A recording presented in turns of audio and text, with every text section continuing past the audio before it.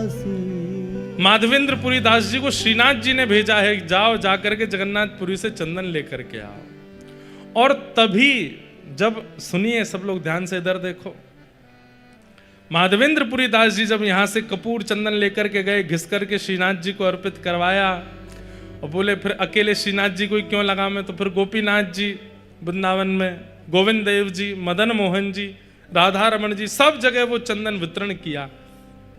और तब से आज तक हमारे सब श्री कृष्ण तीर्थों में चंदन यात्रा होती है, चंदन उत्सव होता है। अक्षय तृतीया को ठाकुर जी को चंदन पधराया जाता है। उसके शास्त्रीय प्रमाण, वैदिक प्रमाण, पौराणिक प्रमाण भी हैं, और एक भावना का प्रमाण यह भी है कि चंदन यात्रा जो है ये सबसे प्रथम उत्सव है साल का।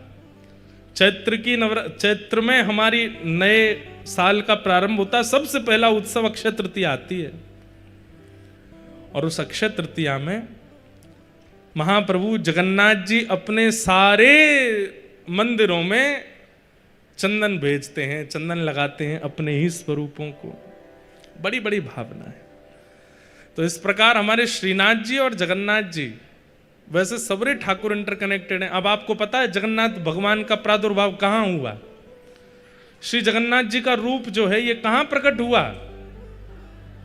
कहां प्रकट हुआ? द्वारिका। हमसे ही सुना है आपने तभी बोल रहे हो। ये कथा तो हमने ही सुनाई है, वैसे तो सभी सुनाते हैं, पर जगन्नाथ जी का प्रादुर्भाव प्रकट स्थली जो है वो है द्वारिका। द्वारिका में व्रजवासियों की चर्चा सुनते हुए श्री महाप्रभु जगन्नाथ जी प्रकट हो गए। नारद जी देख करके घबरा गए। बंधुओं, बहुत रोया होना व्यक्ति, कोई व्यक्ति बहुत रोया हो, भगवान करे कोई ना रोवे, लेकिन कोई व्यक्ति बहुत रोया हो, दिन रात रोया हो, उस व्यक्ति की आंखें अलग ही दिख जाती हैं। ध्यान से सुनिएगा। अतिशय रुदन करने वाले व्यक्ति के पलकों के पास दोनों तरफ ऊपर नीचे आपको लालिमा का दर्शन होगा, लाल लाल हो जाते हैं। बाहर की ये जो पलक हैं ये भी लाल पड़ जाती हैं, और जितने उसके सामान्य नेत्र खुलते हैं उससे थोड़े अधिक नेत्र खुल जाते हैं। महाप्रभु जगन्नाथ जी को देखो, जगन्नाथ जी के जो ये भाव है ये पूरा लाल है और नेत्र पूरे खुले हुए हैं। ये प्रेम विगलित ठाकुर जी हैं। व्रजवासी और किशोरी जी के प्रेम में इतना रुदन किया ठाकुर जी ने कि जगन्नाथ बन गए। नारद जी महाराज घबरा गए और घबरा करके बोले, प्रभु ये ऐसा स्वरूप आपका, इसको तुरंत अंतर ध्यान कीजिए, हम देख नहीं पा रहे हैं आपके स्वरूप को, आपके हाथ नहीं है, पैर नहीं है, मुख नहीं है। महाप्रभु जगन्नाथ जी बोले, नहीं, अब तो ये स्वरूप प्रतिष्ठित होगा और पूरे विश्व को बताने के लिए कि प्रेम की अवस्था मुझे कितनी प्रिय है, प्रेम मुझे कितना प्रिय है, ये सबको बताने के लिए अब ये स्वरूप प्रतिष्ठित होकर विराजमान होगा। और चारों धामों में, चारों तीर्थों में, कलयुग में सबसे ज्यादा प्रधानता इसी रूप की होगी। कलिकाल में इसी रूप से मैं विराजूंगा, यही मेरा मूल रूप होगा। बोले कहां जाएंगे? बोले इंद्रद्युम्न राजा और गुंडीचा ने मेरी तपस्या की है, उन्होंने कहा है कि आप हमारे यहां आइए, उन्हीं के यहां मैं जाऊंगा। और ठाकुर जी जगन्नाथ रूप धारण करके यहां पधारे। जन्माद्यस्य तोन्वयादितरतः चार्थे स्वविज्ञस्वराट तेने ब्रह्म हृदय आदि कवये मुह्यन्ति यत्सूरयः तेजो वारि मृदां यथा विनिमयो यत्र त्रिसर्गो मृषा धाम्ना स्वेन सदा निरस्तकुहकं सत्यं परं धीमहि धर्म प्रोजित कैतवोत्र परमो निर्मत्सराणां सतां वैद्यं वास्तवमत्र वस्तु शिवदं तापत्रयोन्मूलनम् श्रीमद्भागवते महामुनिकृते किं वा परैरीश्वर सद्यो हृदयवरुध्यते त्रिकृतभी शुश्रूषुभिस्तत्क्षणात् निगम कल्पतरोर्गलितं फलं सुखमुखादम तद्रव संयुतं पिबत भागवतं रसमालयं मुहुर्हो रसिका भुवि भावुकाः। श्रीमद् भागवत जी के 3 मंगलाचरण के श्लोक हैं। सबसे पहले श्लोक में सत्य का ध्यान करते हुए प्रणाम करते हैं, सत्यम परम धीमहि। और सत्य को नहीं, परम सत्य को वंदन किया गया है। महाप्रभु जगन्नाथ जी परम सत्य हैं। कल मैंने बताया ना, सच्चिदानंद रूप, तीनों रूपों का दर्शन यदि आपको करना है तो महाप्रभु जगन्नाथ जी में करो। ये सत्य है, ये चैतन्य है और ये आनंद है। पर यहां जो परम सत्य कहा जा रहा है वो कौन है? वो तो महाप्रभु जगन्नाथ है, परम सत्य है।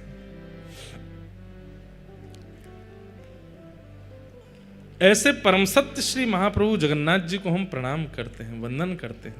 एकमात्र ऐसे ठाकुर हैं, भक्त वत्सल ठाकुर हैं, जो पूरे ब्रह्मांड में एकमात्र ऐसे ठाकुर जी हैं जो स्वयं निकल करके आते हैं और पूरे जनमानस को दर्शन देते हैं, सबको दर्शन देते हैं।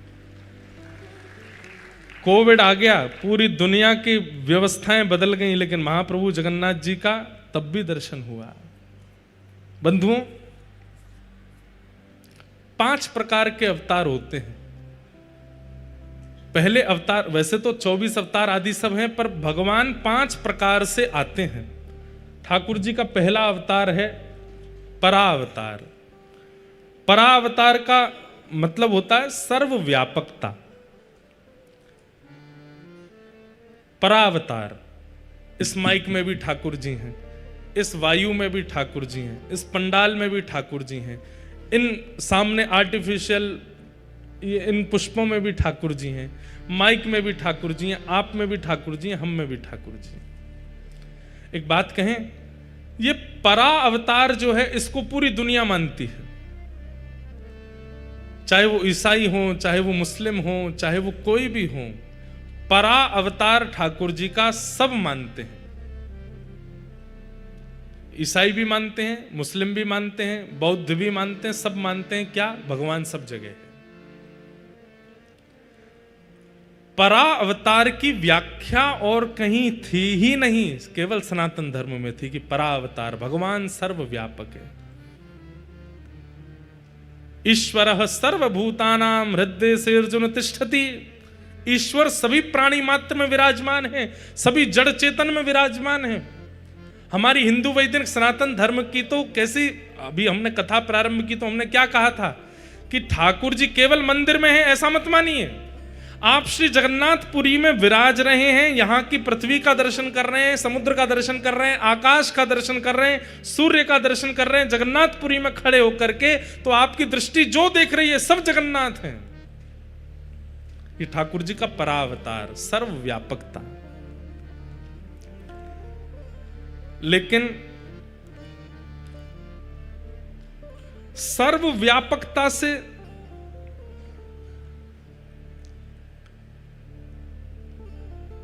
कई अविश्वासी जीवों को सुख नहीं मिलता। ठाकुर जी सर्वत्र हैं, हरि व्यापक सर्वत्र समाना, सर्वत्र व्यापकता है उनकी। लेकिन कई लोगों को विश्वास प्रतिष्ठित करने के लिए सर्वव्यापकता कहने मात्र से काम नहीं चलेगा। यह बात मानने की हो सकती है कि ठाकुर जी सर्वव्यापक हैं, लेकिन कई बार हम मानव हैं ना, हम लोगों के चित्त में दोष बहुत जल्दी आ जाते हैं।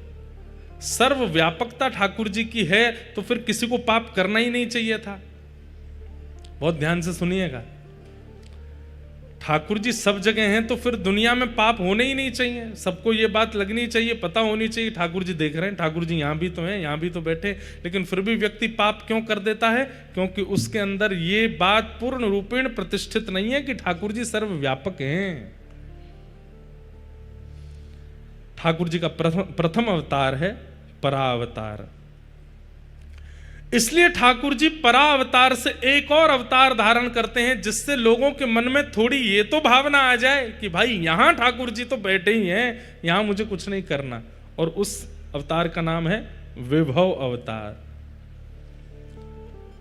तो विभव अवतार ठाकुर जी के कौन से हैं? राम अवतार, कृष्ण अवतार, परशुराम अवतार, कूर्म अवतार, कच्छप अवतार, नृसिंह अवतार, वराह अवतार।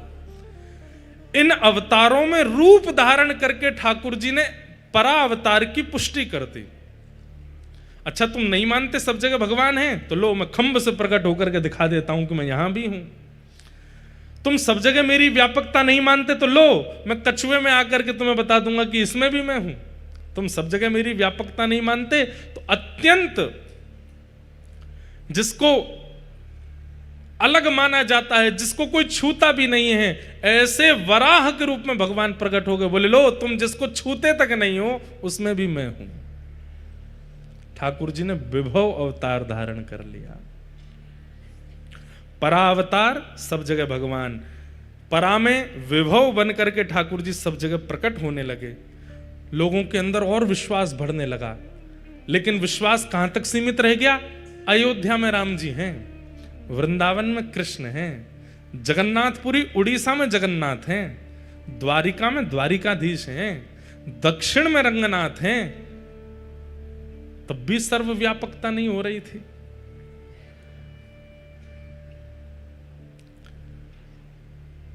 ठाकुर जी ने मन में विचार किया, अब क्या करें? अब इस सर्वव्यापकता को कैसे और ज्यादा रूप धारण कराएं? तब ठाकुर जी ने व्यूह अवतार धारण किया। व्यूह अवतार का अभिप्राय, ठाकुर जी एक से अनेक बन जाते हैं। तो जैसा मैंने आज कथा में बोला, व्यूह अवतार कौन सा? महाप्रभु जगन्नाथ जी भी जगन्नाथ हैं, वो तो जगन्नाथ हैं ही, उनका मंदिर भी जगन्नाथ है। इसलिए शिखर दर्शन की महत्ता। एकादशी के दिन पंढरपुर में, महाराष्ट्र में लाखों करोड़ों की तादाद में भीड़ जाती है दर्शन करने के लिए। सब लोगों को तो भीतर जाने का अवसर नहीं मिल पाता। लाइन भी अगर लगा देंगे कि लाइन से सब लोग जाओ, तो एकादशी निकल जाएगी, उसके बाद में कईयों को दर्शन होंगे। और वो आए तो थे कि एकादशी तिथि पे ही दर्शन करना है। तो फिर वहां के संतों ने, रसिकों ने पंढरपुर की प्रणालिका में ये व्यक्त कर दिया कि पंढरपुर में एकादशी के दिन ठाकुर जी मंदिर में है ही नहीं। तो बोले कहां है? शिखर पे बैठे हैं। शिखर पर बैठ करके ध्वजा रूप में सबको दर्शन देते हैं। इसलिए लाखों करोड़ों, वहां बोलते हैं वारी, वारी जाती है, और वो वारी चारों तरफ मंदिर के भ्रमण करते हुए केवल ध्वजा जी का दर्शन करती है। और ध्वजा दर्शन को ही श्री पंढरीनाथ दर्शन माना जाता है। केवल पंढरपुर में ऐसा नहीं है, पूरे विश्व में ऐसा ही है कि ध्वजा और शिखर साक्षात परमात्मा है। कोई व्यक्ति अत्यंत वीवीआईपी बनकर के आया और शिखर देखे ही नहीं, सीधे मंदिर में ही घुस गया और ठाकुर जी के दर्शन करके प्रस्थान कर गया, उसका दर्शन अधूरा माना जाएगा, क्योंकि उसने मूल तो दर्शन किया ही नहीं। ठाकुर जी का शिखर मूल है। एक प्रकार से कह दें तो क्या है?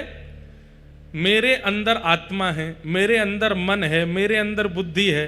अब आपकी इच्छा क्या है? मैं तो इसके मन से ही मिलूंगा, मैं तो इसकी बुद्धि से ही मिलूंगा, मैं तो इसकी आत्मा से ही मिलूंगा, बाहर वाले से मेरा कोई अभिप्राय नहीं। ऐसा नहीं होता। बल्कि सामान्य संसार में तो ऐसा है कि बाहर वाले शरीर से ही सारे संबंध होते हैं, अंदर वाले को तो हम पहचान ही नहीं पाते। उल्टा होना चाहिए। मंदिर में भीतर वाले का दर्शन बाद में, बाहर वाले का दर्शन पहले। और संसार में व्यक्ति के भीतर पहले झांको, बाहर वाले से ज्यादा आकर्षण मत रखो।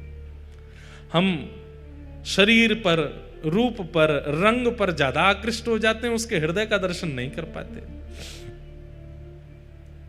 मंदिर में भीतर दर्शन मिल जाए तो अच्छा, नहीं तो बाहर ही दर्शन कर लो, शिखर देख लो बस। और संसार में व्यक्ति के बाहर से ज्यादा प्रभावित मत हो, उसके भीतर झांको, भीतर देखो। तो व्यूह रूप क्या है? वही जगन्नाथ जी अपने श्री मंदिर के रूप में भी हैं, वही श्री मंदिर जगन्नाथ तीर्थ के रूप में भी है, वही तीर्थ महोदधि समुद्र के रूप में भी है, वही महोदधि महाप्रसाद के रूप में भी है, वही महाप्रसाद जगन्नाथपुरी में विचरण करने वाले यहाँ के लोकल जो लोग हैं उनमें भी है। ये ठाकुर जी का व्यूह रूप है। मंदिर पहला स्वरूप, महाप्रसाद दूसरा स्वरूप, महोदधि समुद्र तीसरा स्वरूप, यहां निवास करने वाले जनमानस चौथा स्वरूप। ये चतुर्व्यूह हो गया। हमारे वृंदावन के भी चतुर्व्यूह हैं। सबसे पहला रज, पहला चतुर्व्यूह। दूसरा चतुर्व्यूह श्री यमुना जी। तीसरा चतुर्व्यूह वहां के वृक्षवल्लरी, कुंज निकुंज। और चौथा ब्रजवासी।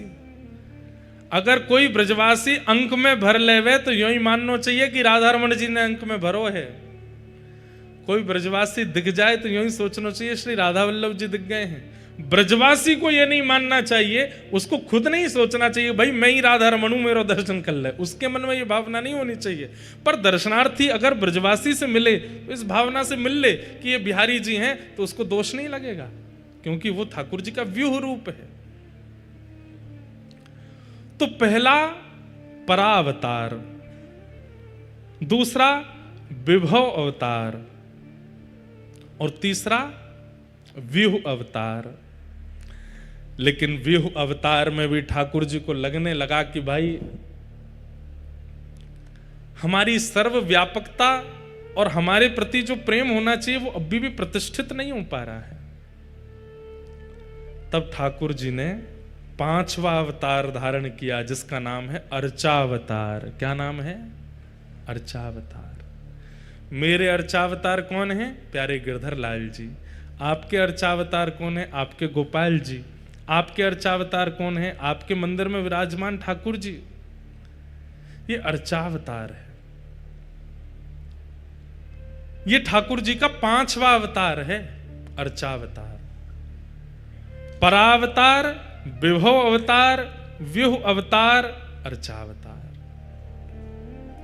और इस अर्चावतार में एक अवतार रह गया, अंतर्यामी अवतार। चौथा अवतार अंतर्यामी अवतार। अंतर्यामी अवतार मतलब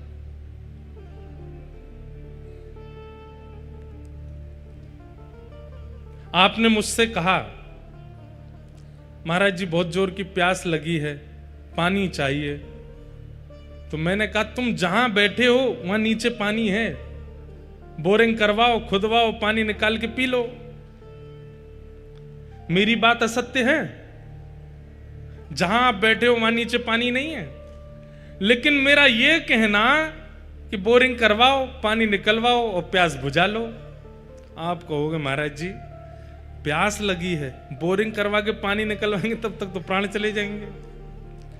ठाकुर जी का चौथा अवतार क्या है? अंतर्यामी। आपने कहा मुझे श्याम सुंदर से मिलना है, मुझे जगन्नाथ जी से मिलना है, मुझे राघव से मिलना है, मुझे माधव से मिलना है। तो मैंने क्या कहा? तुम जहां खड़े हो वहीं हैं, पर इससे आपका समाधान नहीं होगा। मेरी बात सत्य नहीं है ठाकुर जी वहां पर प्रकट करना पड़ेगा। दूध से दिया नहीं जला जा सकता, लेकिन दूध में घी नहीं है ये आप अस्वीकार नहीं कर सकते। दूध में घी होता है, पर दूध से दिया नहीं जलेगा, प्रकट करना पड़ता है। तो चौथा अवतार भगवान का अंतर्यामी अवतार है। आप जहां हो, जैसे हो, आप कलकत्ता में हो, मुंबई में हो, जयपुर में हो, महाराष्ट्र में हो, तमिलनाडु में हो, जहां हो सब जगह राधा रमण जी हैं। पर आपको याद आ रही है कि मुझे राधा रमण जी से मिलना है, तो मैं ऐसा कह दूं तुम जहां वहीं हैं, तो हैं, तो ये बात सत्य तो है, पर उनको अनुभव करने के लिए प्रकट करना पड़ेगा। प्रोसेस लंबा है। तब ठाकुर जी ने विचार किया कि कलयुग में इतना समय नहीं है लोगों पे, मैं हूं तो सर्वत्र, पर मुझे प्रकट करने की इतना समय का इन्वेस्टमेंट, इतनी मेहनत का इन्वेस्टमेंट लोग नहीं करेंगे। तब ठाकुर जी ने पांचवा अवतार धारण किया, और वो क्या है? अर्चावतार। अर्चावतार का मतलब क्या है? हमारी बात को बहुत ध्यानपूर्वक सुनिएगा। जितनी योग्यता, जितनी श्रेष्ठता, जितनी प्रतिष्ठा, जितनी विशेषता महाप्रभु जगन्नाथ जी की है, उससे किंचित भी कम नहीं है आपके घर में विराजमान ठाकुर जी की। दोनों समान हैं।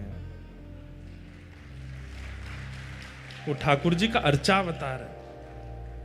अर्चावतार के प्रति हमारी पूर्ण निष्ठा प्रकट क्यों नहीं हो पाती? क्योंकि हम मंदिर के ठाकुर, तीर्थ के ठाकुर को और घर के ठाकुर में भेद मानते हैं। कोई अंतर नहीं है। यह भाव जिस दिन आपके हृदय में प्रतिष्ठित हो गया, पता है कैसे कीजिए? नित्य सुबह उठने के बाद, स्नान ध्यान करने के बाद जब अपने ठाकुर जी का पर्दा खोलने के लिए जाओ, तो उस समय यह भावना मत रखो अपने गोपाल जी को उठाना है, आज वो वाली पोशाक पहनानी है, आज ये वाला भोग लगाना है, आज ऐसे आरती कर, नहीं। क्या भावना रखो? बहुत दिन हो गए हम द्वारिकापुरी नहीं गए हैं, तो आज स्नान करते करते ही मन में चिंतन कर लो, जब द्वारिका गए थे तब द्वारिका का कैसा मौसम था, उस मौसम का आवाहन कर लो। द्वारिका में कैसा समुद्र है, उस समुद्र का आवाहन कर लो। द्वारिकाधीश जी का मंदिर का शिखर कैसा, उसका आवाहन कर लो स्नान करते करते ही। द्वारिकाधीश के लोग कैसे हैं, वहां के लोगों की श्रृंगार कैसा है, वहां के लोगों की बोली चाली कैसी है, केम छो, मजामा छो, गुजराती बोल रहे हैं सबरे। मन में सारी भावनाएं प्रकट कर लो और फिर अपने मंदिर में जाते समय यही भावना रखो, साक्षात द्वारिकाधीश का दर्शन कर रहे हैं, कपाट खोलते ही जय द्वारिकाधीश कहकर के प्रणाम करो। आपके ठाकुर जी का दर्शन और प्रणाम श्री द्वारिकाधीश जी के दर्शन से किंचित कम नहीं होगा, ठीक उतना ही फल मिलेगा जितना द्वारिकाधीश जी के दर्शन में मिलता है। अगले दिन, कल तो द्वारिका हुआ है, आज कहां जाएं? बोले आज जगन्नाथपुरी चल रहे हैं। और सवेरे स्नान करते करते ही आवाहन कर लीजिए, महोदधि समुद्र नारायण भगवान हैं, नील चक्र पर सुंदर पीत ध्वजा जी रोहण हो रही हैं, सुंदर ठाकुर जी का मधुर मंदिर है, सिंह द्वार है, सिंह द्वार पर पतित पावन भगवान विराजमान हैं, सुंदर सीढ़ियां चढ़ के हम ऊपर जा रहे हैं। आहा, दालमा, आनंद बाजार में से सुंदर महाप्रसाद की दालमा की सुगंधी आ रही है। हरि हरि बोलो, हरि हरि बोलो कह करके सब उड़िया भक्त मटक मटक के नाच रहे हैं। आवाहन करते हुए जाओ और अपना वस्त्र आदि पहनते हुए ये विचार कर लो, हम मंदिर में आ गए हैं। और जैसे ही गरुण स्तंभ के पीछे गए हैं, नेत्र उठा करके देखा है, तुरंत अपने मंदिर के ठाकुर जी का कपाट खोलो, महाप्रभु जगन्नाथ की जय हो, श्री जगन्नाथ महाप्रभु की जय हो। अपने घर के ठाकुर जी को ही इस भाव से प्रणाम करने मात्र से जगन्नाथ यात्रा का फल मिल जाएगा। कितना इससे बढ़िया उपाय क्या होगा? हजारों की टिकट बच गई आपकी, हजारों के होटल का खर्चा बच गया, सारी शारीरिक मेहनत बच गई और घर में ही सौर्य तीर्थ प्रकट हो गए। क्यों? क्योंकि वो आपके अष्ट धातु के भगवान नहीं है, आपके घर में पीतल के, चांदी के, सोने के भगवान नहीं है, वो ठाकुर जी का अर्चावतार है। आप जिस प्रभु का आवाहन करोगे, जिस तीर्थ का आवाहन करोगे, जिस महाप्रसाद का आवाहन करोगे, वो सब आपके घर में उनके सन्मुख पधराते ही प्रकट हो जाएगा। उनको सामान्य मत समझा कीजिए, वो साक्षात भगवान का 5वां अवतार है, अर्चावतार। और श्रीमद् भागवत में ही कही गई एक वाणी की सिद्धता करते हैं, अहम भक्त पराधीन, मैं अपने भक्त के पराधीन हूं। जब भगवान ने यह बात कही कि मैं अपने भक्त के पराधीन हूं, तो किसी ने भगवान से कहा, पराधीनता का मतलब पता है आपको? भगवान बोले, हमसे पूछ रहे हो? पराधीनता का मतलब होता है कि हिल करके स्वयं पानी भी ना पीना, इसको पराधीनता कहते हैं। प्यासे रह जाएंगे लेकिन स्वयं पानी नहीं पिएंगे, इसको पराधीनता कहते हैं। तो किसी ने कहा, तो आप ये कर पाओगे? बोले, करूंगा, अर्चावतार के रूप में यही करूंगा। भूख लगेगी लेकिन तब तक नहीं पाऊंगा जब तक पवाएगा नहीं, प्यास लगेगी तब तक नहीं पीऊंगा जब तक पिलाएगा नहीं, श्रृंगार की इच्छा होगी लेकिन तब तक नहीं सजूंगा जब तक सजाएगा नहीं, नींद आ रही होगी लेकिन तब तक नहीं सोऊंगा जब तक सुलाएगा नहीं, अर्चक के पूर्ण अधीन हो जाऊंगा। इसलिए मेरा 5वां अवतार होगा अर्चावतार। और एक बात, जैसे काशी में गंगा जी हैं, हरिद्वार में गंगा जी हैं, ऋषिकेश में गंगा जी हैं, पर गंगा जी का मूल स्रोत गंगोत्री है।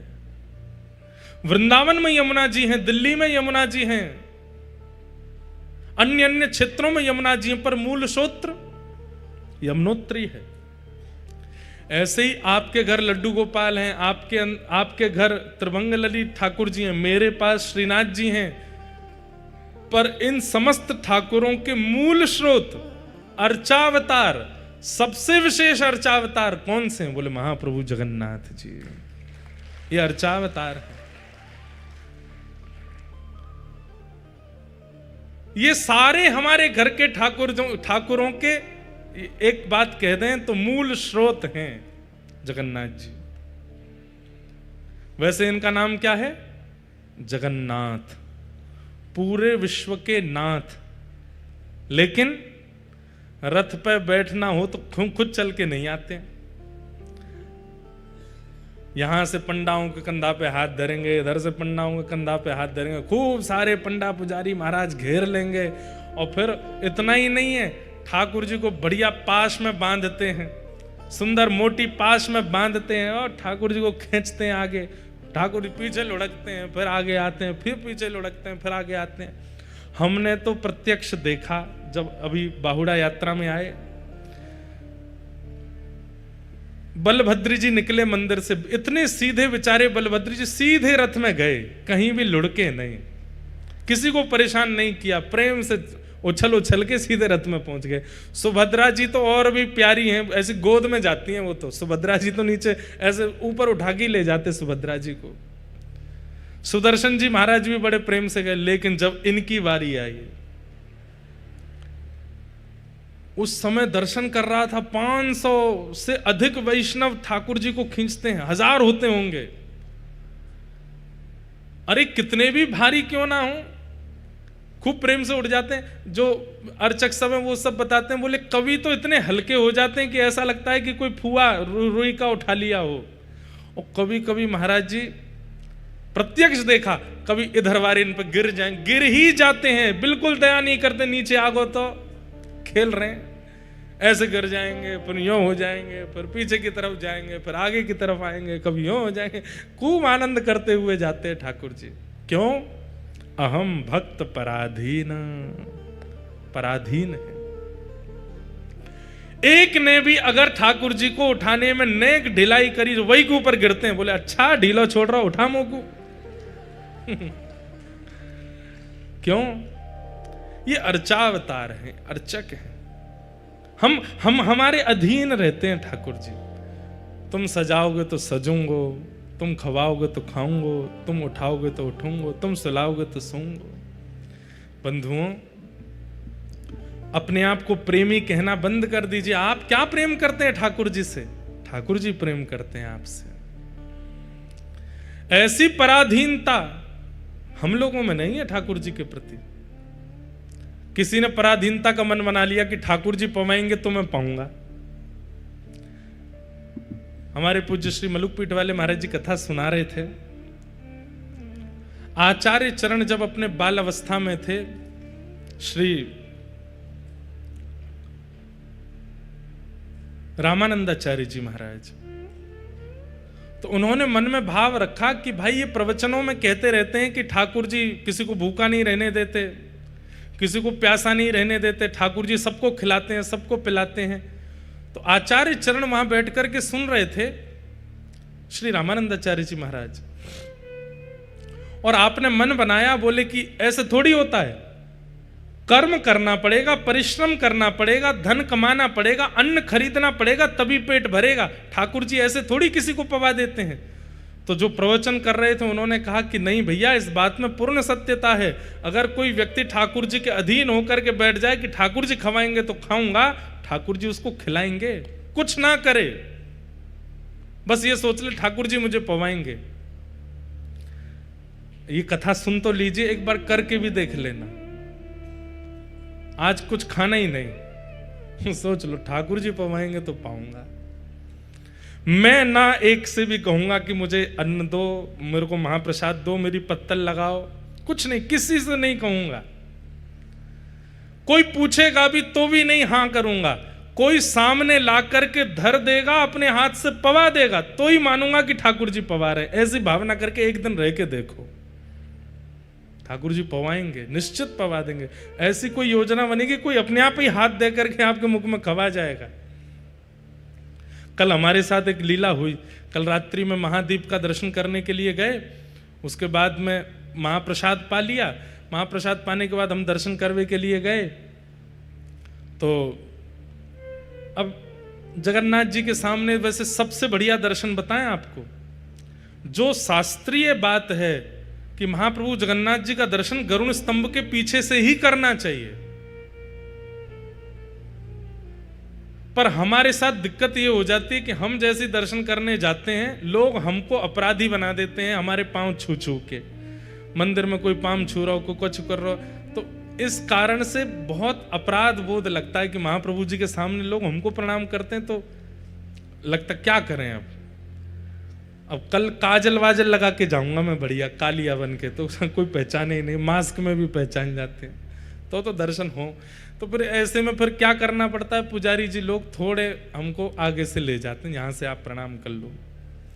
मन तो यही रहता है कि पीछे क्योंकि महाप्रभु चैतन्य महाप्रभु ने, श्रीमद रामानुजाचार्य जी महाराज ने, श्रीमद वल्लभाचार्य जी महाराज ने, सब आचार्य चरणों की प्रधानता है कि सबने गरुड़ स्तंभ के पीछे से ही दर्शन किया, और शास्त्रीय प्रमाण है कि वहां से दर्शन करना ही दर्शन गिना जाता है।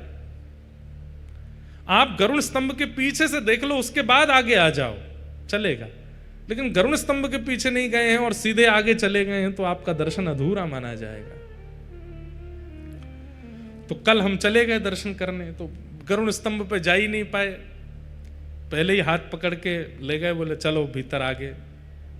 अब आगे ले जा करके महाप्रभु जी के सामने बैठ गए, बलभद्र जी के दर्शन, सुभद्रा जी के दर्शन, लेकिन मन में एक क्षोभ चल रहा था कि गरुड़ स्तंभ के पीछे से दर्शन नहीं हुआ।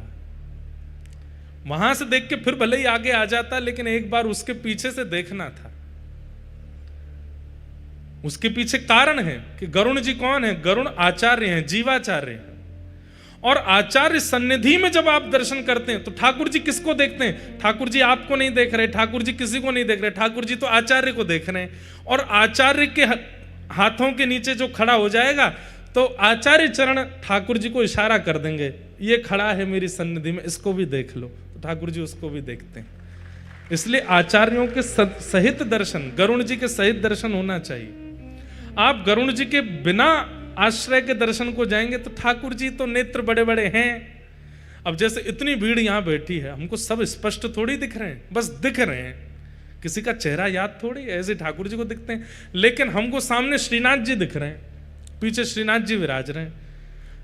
अब सोच लीजिए कि मान लीजिए ठाकुर जी जीवाचार्य बने बैठे, अब श्रीनाथ जी के बिल्कुल बगल में आके कोई खड़ा हो जाएगा तो वो जरूर दिख जाएगा। ठीक वैसे ही गरुड़ जी आचार्य हैं, उन आचार्य की सन्निधि में आकर के कोई खड़ा हो जाएगा, उसको महाप्रभु जी जरूर देखते हैं। तो कल मेरे मन में आया कि हे महाप्रभु जी, हमने तो गरुड़ स्तंभ के पीछे से दर्शन ही नहीं किया, सीधे आगे आकर के दर्शन हो गए आपके। अब दर्शन भी करता जा रहा था, मन में थोड़ी वो भी हो रही थी, अब क्या दर्शन तो अधूरा माना जाएगा। बस इतने में ही मैंने सोचा कि ठाकुर जी कोई ऐसी लीला करो कि ये स्पष्ट हो जाए कि हमारा दर्शन पूर्ण हो गया है, अधूरा नहीं है। इतने में ही एक पुजारी जी आए और आकर के सीधा भात उनके हाथ में होगा, और मेरे को दिखे भी नहीं है, ऊपर से ही हाथ आया सीधे यूं, और सीधे मेरे मुंह में ही महाप्रसाद ऐसे अपने हाथों से ही मुंह खोल करके महाप्रसाद डाल दिया भीतर। 2-4 कण तो नाक में चले गए मेरे उनको मुंह तो दिखा ली, ऊपर से आके सीधे ऐसे मुंह में, अब उनको मुंह तो पता नहीं था, ऐसे डालने लगे। वो तो मैंने मुंह खोल लिया, नहीं तो पूरा महाप्रसाद नाक में ही चला जाता लेकिन वो महाप्रसाद आते ही सिद्धि हो गई इस बात की। जगन्नाथ जी को देख रहे थे, महाप्रसाद पा रहे थे, ये पहली बार हुआ कि देखते हुए महाप्रसाद पाया। और वो भी अर्चक के द्वारा, ठाकुर जी की सेवा करके ही निकले होंगे, उन्होंने सीधे आके मुंह में पधरा दिया, तो ये प्रमाणित हो गया। महाप्रभु जी बोले कि लाला तू चिंता मत कर, तू तो ब्रजवासी है, तू जहां ते दर्शन कर लेगो पूरा ही मान हो जाएगा, ले महाप्रसाद पा ले। तो जीव सन्निधि आचार्य सन्निधि में करना चाहिए। तो ये बात मैं इसलिए बता रहा था, ठाकुर जी सबको पवाते हैं। और कल एक बात और थी, एकादशी पर नियम है कि आकंठ पाना चाहिए, अपनी क्षमता से ज्यादा पाना चाहिए। लेकिन कल हम जब रात्रि में वहां पा रहे थे तो हमने, हमारे बगल में शीतल भैया बैठे थे, कहाँ है, तो यहीं तो बैठे थे, ये बैठे, तो ये हमारे बगल में बैठे बैठे बोले महाराज जी आप जितना पालो उसके बाद जो बच जाए हमको दे देना। भूख तो मुझे इतनी लगी थी कि मैं पूरा पा जाता, पर इन्होंने ये कह दिया कि जितना बच जाए दे देना, तो इनके लिए जानबूझ के अधूरा छोड़ा हमने, मतलब पेट भरा नहीं था, तो आकंठ वाला नियम पूरा नहीं हुआ। तो मंदिर में जाके जब ठाकुर जी के सामने बैठे, भीतर से आके पुजारी जी ने जब पवाया तो आकंठ हो गया, वो नियम भी पूरा हो गया कि एकादशी पर दुगना पाना चाहिए। ठाकुर जी पवाते हैं। तो श्रीमन रामानंदाचार्य जी ने अपनी बाल अवस्था में विचार किया कि बिना कर्म किए ठाकुर जी थोड़ी किसी को पवा देंगे, लेकिन प्रवचनकर्ता आचार्य ने कहा कि नहीं, ठाकुर जी पवाते हैं पवाते हैं पवाते हैं, नहीं विश्वास होता तो नियम धारण करके देख लो। तो आचार्य चरण बोले ठीक है, मैं कुछ नहीं करूंगा, एकांत में बीहड़ जंगल में जाके बैठ जाऊंगा और देखता हूं ठाकुर जी पवाते हैं कि नहीं। और आपने एक विशेष बीहड़ जंगल ढूंढा जहां कोई नहीं आए, एक नदी के तट पर विशाल वृक्ष था, रास्ता भी नहीं था वहां पर, और वहां जाकर के पेड़ के ऊपर जाकर के बैठ गए और प्रवचनकर्ता आचार्य ने कहा था राम राम जपो, राम जी पवाएंगे। राम राम जपने लगे, राम राम राम राम राम राम राम राम, देखूं ठाकुर जी पवाएंगे कि नहीं। 4 5 6 घंटे व्यतीत हो गए। इतने में ही कुछ तीर्थ यात्री पता नहीं कैसे वहां आ गए, और वो तीर्थ यात्री अपने साथ भोजन सामग्री लेकर के चल रहे थे, और उसी वृक्ष के नीचे बैठकर के उन्होंने अपनी सारी भोजन सामग्री सामने रखी। तो ऊपर बैठे रामानंदाचार्य जी बोले भोजन सामग्री तो आ गई, पर मैंने तो प्रण लिया है, अपने हाथ से उठा के भी नहीं पाऊंगा, ठाकुर जी पवाएंगे तो ही पाऊंगा। ऐसा भी तो हो सकता है कि इन तीर्थयात्रियों को उन्हीं आचार्य चरणों ने भेज दिया होगा, मेरे को ढूंढवा के वहां बैठा है, वो कह के गया है कि राम जी प्रसाद पवाएंगे। हो सकता है कि उन्हीं आचार्यों ने भेज दी हो, लेकिन मैं भी ढीठ हूं, अपने हाथ से पाऊंगा नहीं, जो ठाकुर जी अपने आप मुंह खोल करके पवाएंगे तो ही मानूंगा कि राम राम नाम का प्रभाव है ये। बैठ गए ऊपर। अब यहाँ तीर्थयात्री नीचे बैठ करके प्रसाद बस उन्होंने खोला ही था, आचमन करके पाने लगे, इतने में ही उस क्षेत्र का डाकू आ गया और खूब सारे अपने साथ में डकैतों को, छोटे मोटे चोरों को लेकर के आया, और सब ने आकर के धनुष बाण तलवार आदि निकाल ली और उन तीर्थयात्रियों से बोला हाथ ऊपर करो और जो भी कुछ है सब हमको समर्पित कर दो। अब जितने झोला थे, जितने सब कुछ थे, सब कुछ उन लोगों को अर्पित कर दिया। बोले भोजन प्रसाद भी सब हमको दे दो। बोले सब आपका है महाराज, ले लो और तुम लोग यहां से भागो। तीर्थयात्रियों को भगा दिया। रामानंदाचार्य जी ऊपर राम राम राम जप रहे हैं, सब देख रहे हैं।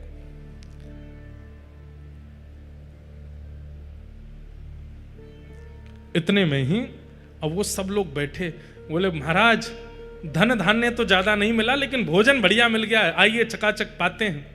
तो जो मुखिया था डाकू का, बोला सुनो सुनो रुको,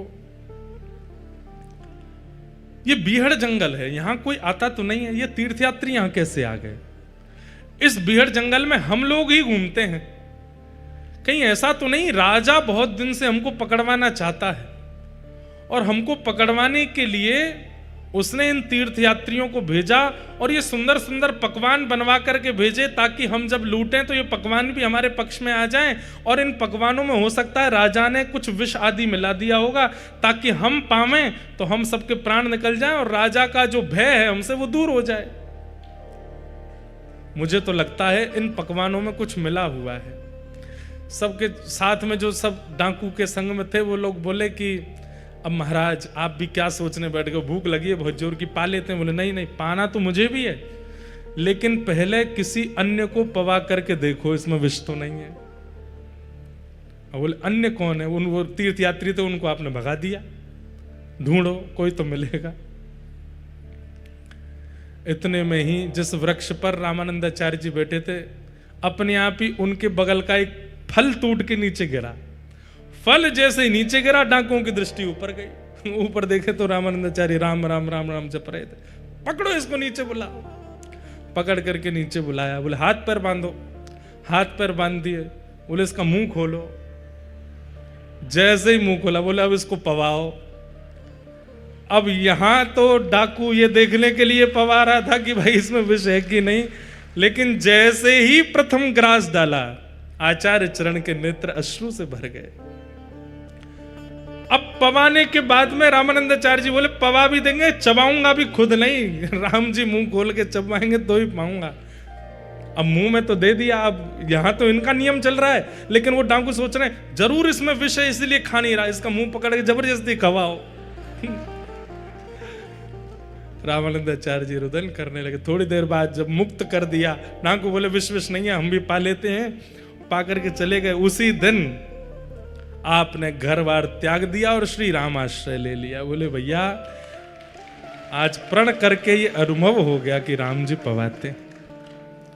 और ये बात हम केवल सुना के आपको आनंदित कर रहे हैं ऐसा नहीं है।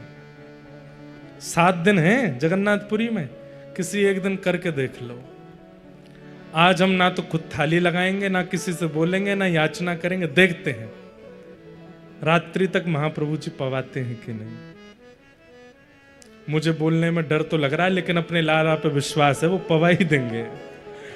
कोई ना कोई ऐसी योजना बनेगी, चाहे एक दिन का भी राह चलता हुआ व्यक्ति आपको दे करके स्वयं दे करके जाएगा, लेकिन मिलेगा जरूर। ठाकुर जी पवाते हैं, सबका ध्यान रखते हैं ठाकुर जी।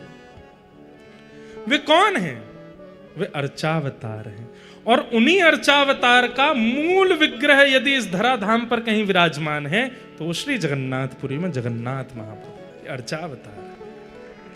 तो भगवान के 5 अवतार हैं, व्यूह अवतार, विभव अवतार, अंतर्यामी अवतार और परा अवतार और अंतिम अर्चा अवतार। ये ठाकुर जी के 5 अवतार हैं। उनमें अर्चा अवतार हम सबके पास में विराजमान है। इसलिए महाप्रभु जगन्नाथ जी का अगर अति भीड़ के कारण दर्शन न भी हो पाए, अपने ठाकुर जी को ही महाप्रभु जगन्नाथ जी के रूप में देख लो, वही समान फल प्राप्त होता है। इसका मतलब यह भी नहीं है कि आप तीर्थ आना बंद कर दें। तीर्थ में आने का अवसर मिलता हो, तीर्थ में कथा सुनने का अवसर मिलता हो तो आना चाहिए, निश्चित आना चाहिए। हर साल तीर्थ यात्रा करनी ही चाहिए। लेकिन जब तीर्थ नहीं जाते, अपने घरों पर रहते हैं, तो तीर्थों का आवाहन अपने घर पर कर लेना चाहिए।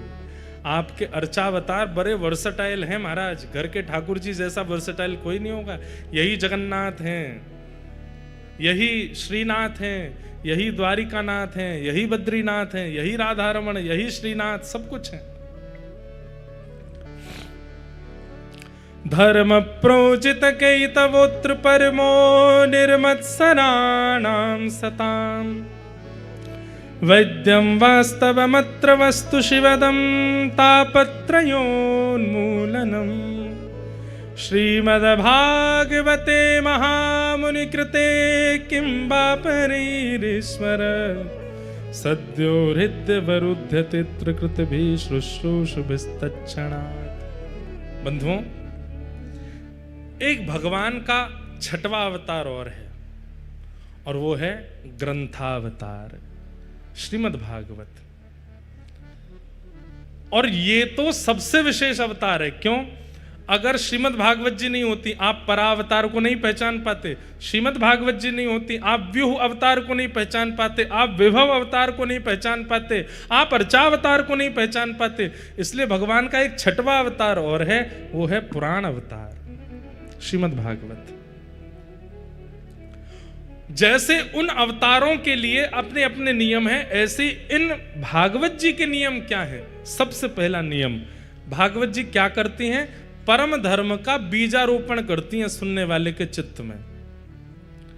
जब व्यक्ति अपने शरीर को प्रमुख मान करके उसकी क्रियाएं करता है, ऐसा व्यक्ति धार्मिक माना जाता है। लेकिन जब व्यक्ति शरीर से इतर होकर के आत्म कल्याण की भावना चित्त में रखता है, तो उसी व्यक्ति को परम धार्मिक माना जाता है। समय पर सोना, समय पर उठना, समय पर खाना, समय पर रहना, समय पर सब करना, जो जरूरत है वो खाना, जो जरूरत का नहीं है उसको छोड़ देना। इस प्रकार से अपने धन अर्जन के लिए कर्म करना, व्यापार करना, ये सब धर्म कहलाता है। लेकिन अपने आत्म कल्याण के लिए, अपने चित्त के कल्याण के लिए, इस देह के भीतर विराजमान जो सूक्ष्म आत्मा है उसके उद्धार के लिए जब आप क्रियाएं करते हैं, उसको परम धर्म कहते हैं। रात में 10, साढ़े 10, 11 बजे सो जाना चाहिए, पर महाप्रभु जगन्नाथ जी की महाआरती, वो दीप आरती कल रात्रि 11:30, पौने 12 बजे हो रही है। तो हमारे मन में क्या आया, वैसे तो मैं सो जाता हूं 11 बजे, लेकिन अभी तो आरती 11:30 बजे होगी, तो उस दिन उठ करके उस आरती के लिए अपने नियमों का त्याग कर रहा है, ये परम धर्म है। अब जन्माष्टमी को 12 बजे अभिषेक होता है रात्रि में, लोग बाग सो रहे हैं 10 बजे, जो नियम से रहने वाले। वैसे तो आजकल लोग 2-3 बजे से पहले सोते नहीं हैं। ये 2-3 बजे तक स्वयं को उठाना, ये कहीं ना कहीं पाप हो जाता है। वो धर्म भी नहीं है, परम धर्म भी नहीं है, वो पाप कर्म है। ठाकुर जी के लिए 2 बजे तक उठ रहे हो तो वो पाप नहीं है। किस लिए उठ रहे हैं 2 बजे तक? बोले भजन करते हैं रात में बैठ करके, नियम करते हैं रात में बैठ करके। हमारे वृंदावन में कई ऐसे महापुरुष हैं, रात्रि 2 बजे उठ जाते हैं, 2 बजे उठ करके भजन करते हैं। तो उनका 2 बजे उठना वो धर्म विरुद्ध, शास्त्र विरुद्ध नहीं है। क्यों? किस लिए उठे हैं? परम उद्धार के लिए, अपने कल्याण के लिए 2 बजे उठे, इसलिए उनका उठना उचित है। श्रीमद् भागवत जी क्या करती हैं? परम धर्म का निरूपण कराती हैं और परम धर्म करने की क्षमता प्रदान करती हैं। जहां व्यक्ति देह से उतर करके, देह से उठ करके अपने आत्म कल्याण, भीतर वाले उस चित्त के कल्याण की भावनाएं रखने लग जाता है, ऐसा व्यक्ति परम धार्मिक माना जाता है। शरीर तीर्थ में घूमे आया, शरीर पर तिलक लगा लिया, शरीर को सब प्रकार की परिक्रमा आदि करा दी, शरीर को समुद्र में स्नान करा दिया, पर मन परिवर्तित नहीं हो पाया, वो व्यक्ति धार्मिक तो है पर परम धार्मिक नहीं है। परम धार्मिक व्यक्ति तो वो है जो बाहर से ग्रहण करने वाली वस्तु को हृदय तक ले जाए, वो परिवर्तन चित्त में आवे। जगन्नाथपुरी जब तक हैं तब तक तो भोजन आदि की शुद्धता का ध्यान रखा, और जैसे जगन्नाथपुरी से लौट करके अभी नवरात्रि आने वाली है, नवरात्रि में हमारे उत्तर भारत के कई प्रांतों में प्याज लहसुन भी नहीं खाएंगे लोग। और 10वीं के दिन, पिछली साल मैंने न्यूज देखी थी कि नवरात्रि के समय पर भारत में जो मांस का भोजन करने वाले लोग हैं उनका रेशियो कितना घट गया। 9 दिनों में मांस भोजन नहीं किया गया, लेकिन नवरात्रि पूरी होती, दशहरा जिस दिन आया, बोले उस दिन क्या हुआ? बोले जीव जंतु कम पड़ गए, जितने बचे थे सबको खा गए, कोई नहीं बचा। ऐसे धर्म का क्या फायदा?